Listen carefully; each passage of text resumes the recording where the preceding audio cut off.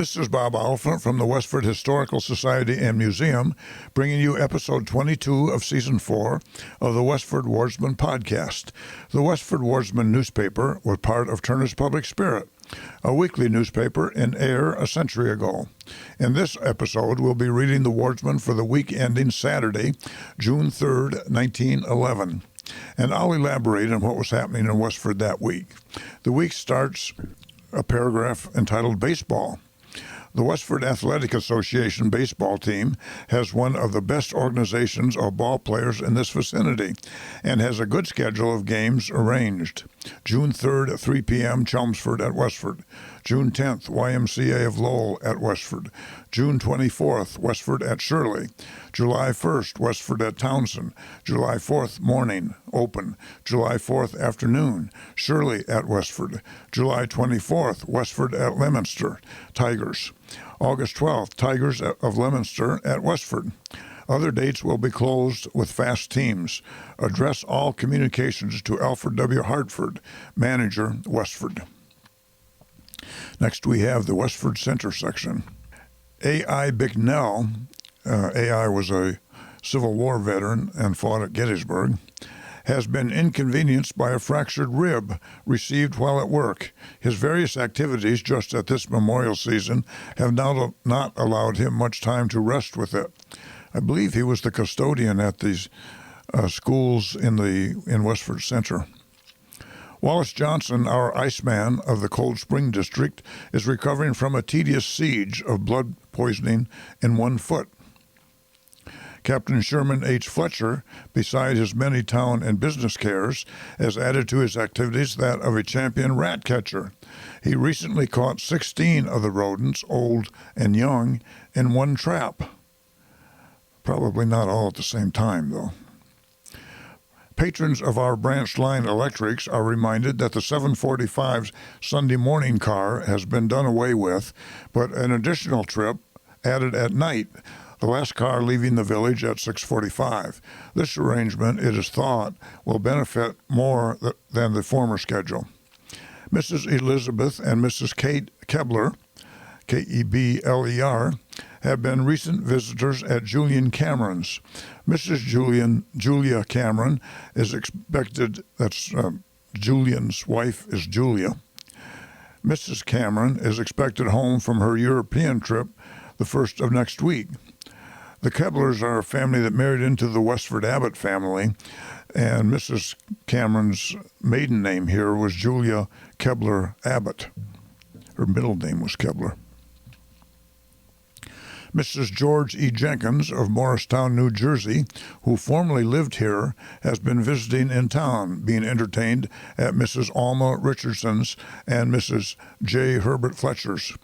A pretty side issue of last week's dedication of the Whitney Playground was the writing by each pupil of the Frost School a personal letter to Mrs. Whitney, expressing to her, each in their own way, their appreciation of her gift. The letters made up a unique and varied collection and was highly prized by the recipient. The successful carrying out of the dedicatory festival was under the direction of Miss Ruth Fisher, and it was through her suggestion that this original tribute was made. Dr. and Mrs. Orion V. Wells and little daughter, her name was Elizabeth, and she was 2 years old, or about a year and a half old, actually, enjoyed a short holiday last week, going to Amesbury on Friday in their automobile and returning the following day. Reverend and Mrs. Benjamin Bailey stayed at their home during their absence. Mr. and Mrs. Sidney B. Wright have a cat at their house that is something of a champion hunter. Rats, mice, moles, chipmunks, etc., all regular happenings, and twice during this last week, the feline has brought home as trophies a half-grown woodchuck. Next, we have a couple paragraphs on Memorial Day. Good weather and a well-arranged program made our observance of Memorial Day most successful. In order not to make the day too arduous, the veterans had attended to the decorating of their comrades' graves on Sunday afternoon. Geraniums were planted on each grave and a flag placed therein. Tuesday morning, the veterans, sons and daughters of veterans, and members of troop F Cavalry gathered at the Cavalry Association building on Boston Road, that's now number 20 Boston Road, and from there, accompanied by the Nashua Military Band, marched to the beautiful Soldiers Monument presented to the town 1 year ago by Colonel Edwin D. Metcalf of Auburn, New York, in honor of his father's memory, who enlisted from Westford. This is what we now call the Civil War Monument. The monument and enclosed grounds have been beautifully decorated with flags, evergreen, and flowers. After the ritualistic service by the veterans, the line was again formed and marched to the town hall, where the following services were carried out. Honorable Herbert E. Fletcher presided, prayer was offered by Reverend David Wallace, and the address of the day was given by Reverend James M. Craig of Lowell. The musical numbers were furnished by the quartet of the Grace Universalist Church of Lowell and by the band. Their selections were particularly good, and both responded with encores to the hearty applause. Mr. Craig's address was heartily appreciated. A good many were heard to say that it was one of the best memorial addresses ever given in our hall. Mr. Craig deplored the tendency of making this day too much one of sports. Some other good things were that ours is a nation of citizens, not of soldiers, that we must honor our noble men by naming them as men. That's why we read the names of all of our deceased veterans at Memorial Day. He said it was not a war of conquest, but a war of ideas, of convictions, and an intellectual question, later a moral question. Quote, why not free the slaves, end quote. Defeat followed defeat until the president called for a day of fasting and prayer, then victory. The speaker defined the influence upon the nation of this victory, and his closing thought was that the best way to honor the GAR is to fight our battles in the same spirit as they did. The GAR is the Grand Army of the Republic, and it was the Civil War Veterans Association, similar to the American Legion that was formed after the First World War. At the close of the exercises, dinner was served in the hall below to the veterans and their wives, the speakers and singers, the sons and daughters of veterans, and the band. This was in charge of Mrs. Alfred Hartford and a corps of capable assistants. The tables were decorated with white flowers and clusters of flags, and the food abundant and appetizing. At 1:30, there was a band concert on the Common, which was well attended. And at 3 o'clock, a ball game at Whitney Park between Nashua and Westford teams, with a victory for Westford 6-5. This attracted a large and enthusiastic crowd and was an enjoyable feature of the day. The band was in attendance and played numerous selections. Among visitors from out of town for the day were the Fred A. Hildreths of Malden, Mr. and Mrs. Lyman E. Wilkins of Somerville, Mrs. Luke Fletcher, a family group of children and grandchildren at William Sutherland's, Mr. and Mrs. Will E. Carver of Somerville, and Mrs. Gracie Cameron of Somerville. The next section is called Dedication. Saturday, May 27th, will long be remembered by the throng of people who gathered for the dedication of the new park and playground given to the town by Mrs. M. Elizabeth Whitney, remembered by the young people for all that it promises of recreation and enjoyment, and by the older ones who perhaps more fully realize the value to the town's best welfare. The weather, upon which so much depended for the successful carrying out of an out-of-doors affair, left nothing to be desired. It was fresh and clear and much helped by the recent rain. It proved a real holiday for our residents, and there were many gathered from out of town for the event. The morning was taken up by a tennis tournament between the pupils of the academy. Miss Marjorie Seavey won the final honors. This was followed by a ball game between Littleton High School and Westford Academy, and the latter scored a victory of 25-11. That was a baseball game. A luncheon was served at noon to the Littleton guests by the academy students and teachers. At 2 o'clock in the late afternoon, the exercises by the school children took place. There was an appreciative audience of between 500 and 600 people assembled. Seats had been arranged around two sides of the playground. In all of the exercises, the children made a charming picture, the girls in their pretty summer dresses against an effective background of green foliage and blue sky. Music by a Lowell orchestra furnished good music. The march, with some good figures, was participated in by the 160 pupils of the schools and was led by Helen McCoy, who was 13 years old, and Daniel Maloney. This was followed by the Sunbonnet Babies, which included the youngest pupils, and this was followed by the Mother Goose Shoe with Miss Winifred Burnham as Mother Goose and 60 of the children.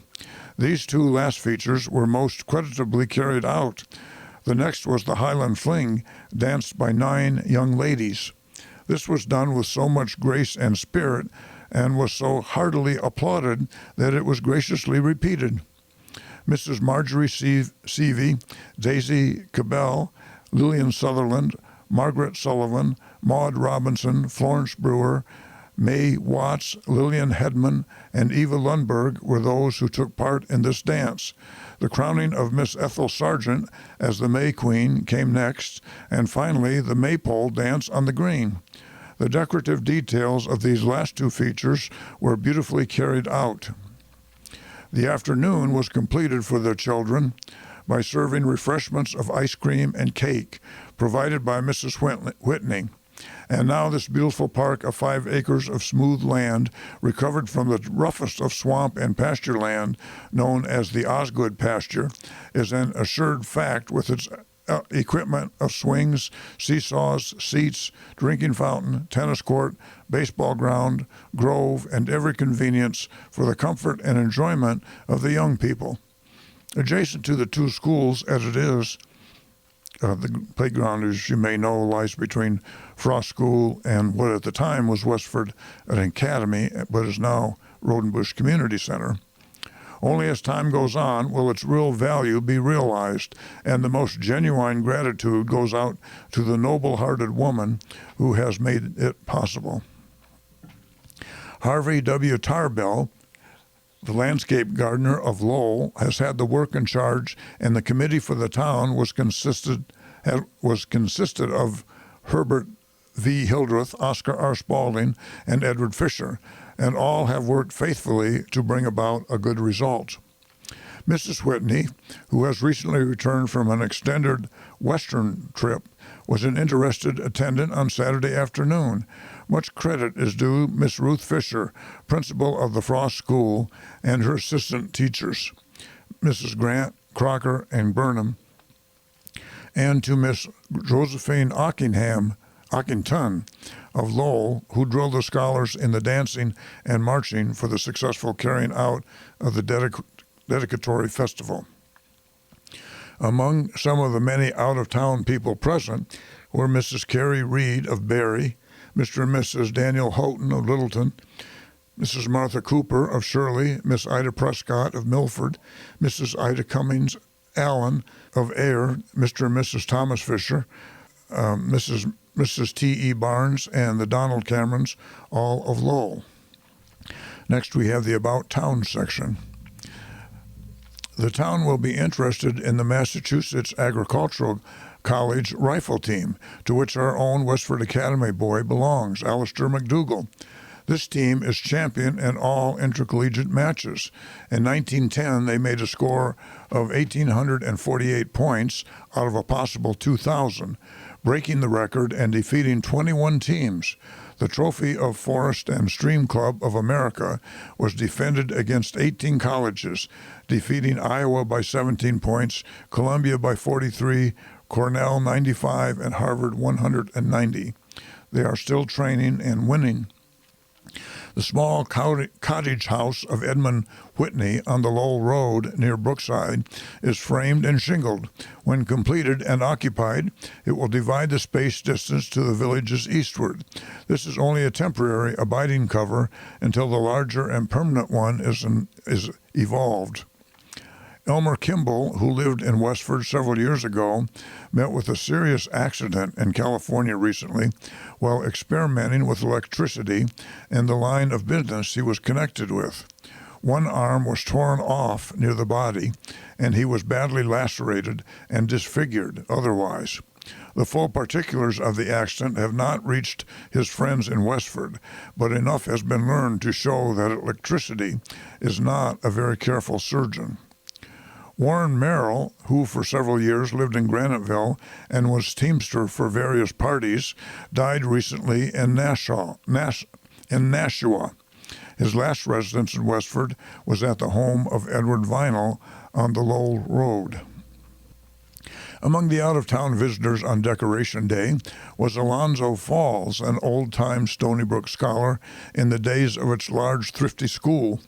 The writer was a schoolmate with him all the time and throwmate with him in wrestling, about 1-10 in favor of the engineer, who has been in the employ of the Boston and Maine Railroad for 37 years, running most of the time between Boston and Concord, New Hampshire.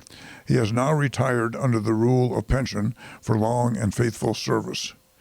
James Manchester arrived on Monday from California.